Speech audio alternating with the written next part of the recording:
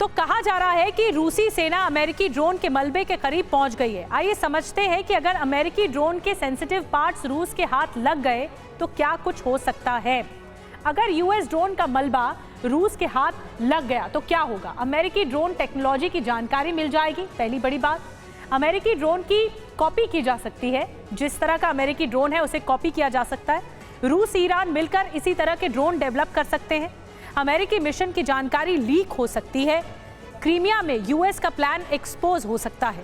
पूरे ब्लैक सी रीजन में अमेरिकी मिशन पर खतरा बढ़ सकता है।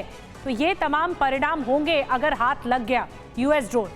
और एक और बड़ी खबर, ब्लैक सी की घटना के बाद रूस की गंभीर चेतावनी भी सामने आ गई है। रूस ने अमेरिका को बहुत बड़ी चेतावनी दे दी है। न्यूट्रल एयर स्पेस में रशियन एयरक्राफ्ट पर न हो अटैक। रशियन एयरक्राफ्ट पर अटैक हुआ तो इसे मानेंगे वॉर का ऐलान। अमेरिका में रशियन राजदूत का बहुत बड़ा स्टेटमेंट सामने आया है।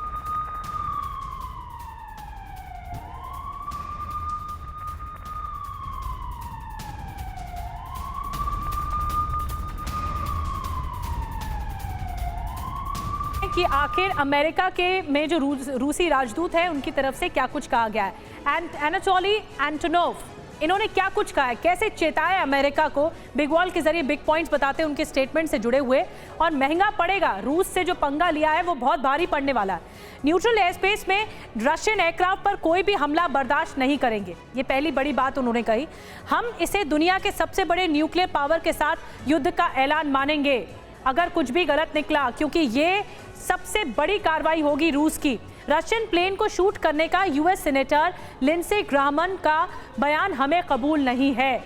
इसके अलावा उन्होंने कहा कि कुछ लॉ मेकर्स कॉमन सेंस से बाहर जाकर बयानबाजी कर रहे हैं जो कि बर्दाश्त नहीं की जाएगी।